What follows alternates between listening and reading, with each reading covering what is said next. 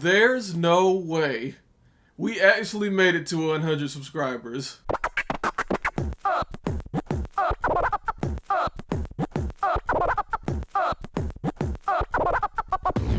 Hey guys, I'm Johnny Major, and on this channel we usually stick to fighting games, and I said once I got to 100 subscribers that I'd do a Mortal Kombat Annihilation review. It took a while, and while I was writing this, like, as I'm talking, I have like 126 subscribers. So, you know, I'm a little late, but better late than never, right? So this movie has quite a reputation on it that it's not very good. But man, this movie has such like nostalgia for me. I think I can look past like a lot of flaws that it has. It came out in like 1997 when I was like 2 years old. Damn! I'm sorry. So let's find out why this movie is so infamous. It even got a shout out in the latest Mortal Kombat game. You're alive. Too bad you will die. Perhaps I'll keep you and your daughters as pets. Pets! For that, you will die. Today we're talking about Mortal Kombat Annihilation. So we start the movie with a recap of the first movie, a way better movie if you ask me. So we have the scene of Liu Kang beating Shang Tsung, and then everything, well, they return to Earthrealm and everything's just happy-go-lucky once they get there. Except the first movie kind of ends with like wink to the audience that like Shao Kahn is kind of invading Earthrealm anyway. And Mortal Kombat Annihilation kind of like starts out right, like, man, like the cheesy acting kind of like skyrocketed since the last movie. It's like the people who played Shao Kahn and Sindel kind of went to like 90s cheesy acting academy at the same time. So one of the common critiques about this movie is that they kind of killed Johnny Cage in like the first couple minutes, which I kind of agree with, man. Like, he was one of the best characters in the first movie. He had like a really good character arc where like he kind of learns how not to be so spoiled and like stuck up, and they just kill him in the next movie. So I don't know what was up with that. But yeah, rest in peace to Johnny, man.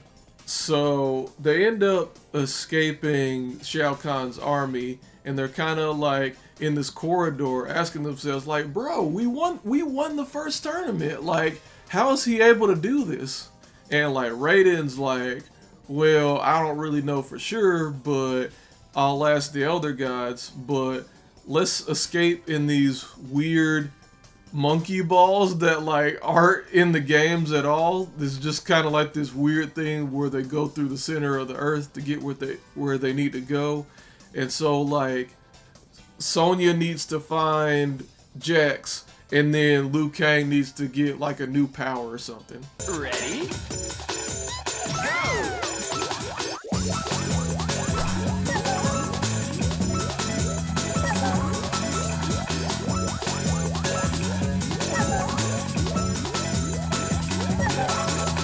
And then we kind of get like a brief thing of nothing really happens, except another one of my favorite lines from the movie. The merger has begun. Earth is under attack, and it is glorious! Gotta love that one. And then we get a scene where Smoke and like a couple other ninjas kind of ambush Liu Kang and Katana. And that's when Sub-Zero's back, but it's actually not Sub-Zero, it's Sub-Zero's brother, and he's like kind of here to help Earthrealm. And that's when Scorpion comes out, and like they kind of do a fight with each other, and Scorpion escapes with Katana and says another one of the best lines in the movie. Suckers! And I gotta stop here at this point, because like didn't Scorpion die in the last movie? And this is another thing with this movie, is just like, if you haven't played the games, like, this movie does like no effort in explaining who these characters are and like what their motivations are. They're just like here in one scene and gone the next scene. Like literally, like Scorpion and Sub-Zero never appear in this movie again. Like, what? So yeah, then we get a scene where Sonya kind of saves Jax from this laboratory, and like Cyrax kind of attacks them both, and like we get like a scene that's kind of cool. Like, you know, you get Sonya's classic fatality.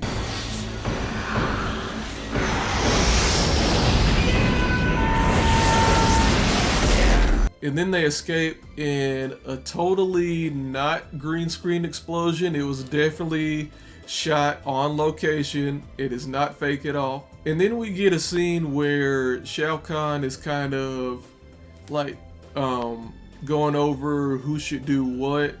And he basically kills Rain for just doing his job. He's basically like, hey sir, I killed Cabal and I killed Stryker. And then he's like, did you make them beg for their life? And he's like, no. And he just kills them. Like, what did Rain do? And so Liu Kang is kind of on his spirit journey right now, and he meets up with Nightwolf. And basically Nightwolf is going to teach him like his animality, right? And to learn his animality, he has to go through 3 tests, which don't really matter because he only really goes through 1 test. Also, by the way, I hope you liked seeing Nightwolf because he's also never in the movie again. And so, like, we get another scene of Jax and Sonya kind of like walking through the desert, and they're kind of talking about trust, like who can you trust?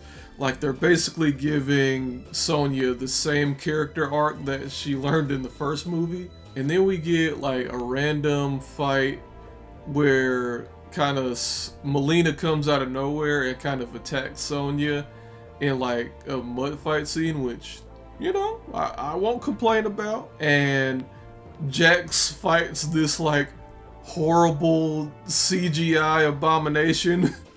And then our main heroes are kind of getting cornered by Shao Kahn, and so they all escape to Outworld. Also, Raiden had to like give up his demigod powers, and I wasn't really sure why he did that, but from what I guess, like in the first movie, he couldn't go to Outworld because his powers didn't work.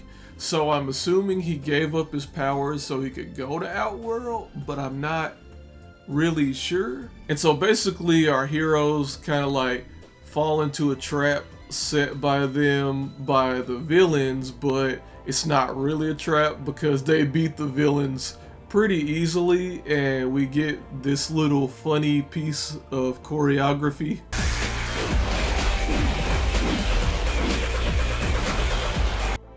So then we get a scene where Liu Kang is saving Katana from like the cage she's been in the whole movie, and there are 2 funny things that happen here.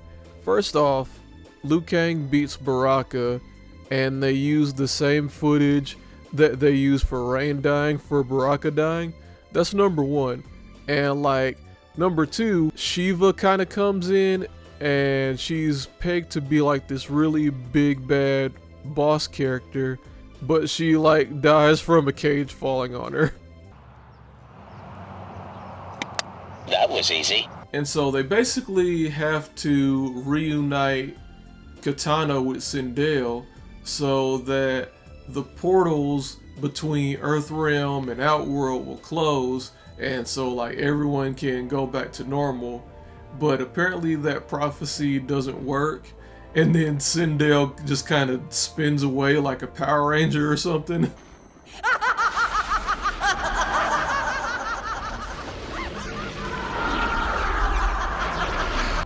So now we're about to get ready for like the final battle, and Raiden finally admits that Shao Kahn is his brother and his dad is an elder god, which which is kind of weird because if you play the games, Shao Kahn and Raiden aren't brothers. But I'm not totally mad at this change, and I'll explain why a little bit later. So we get to the final battle, everyone kind of chooses like who they're gonna fight, and then we get another funny piece of choreography.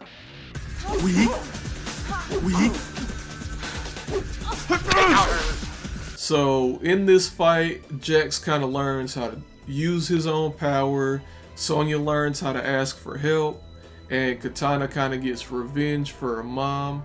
And then we get some truly nightmare-inducing stuff, man. Like, I don't know who greenlit this part, but this ain't it, y'all.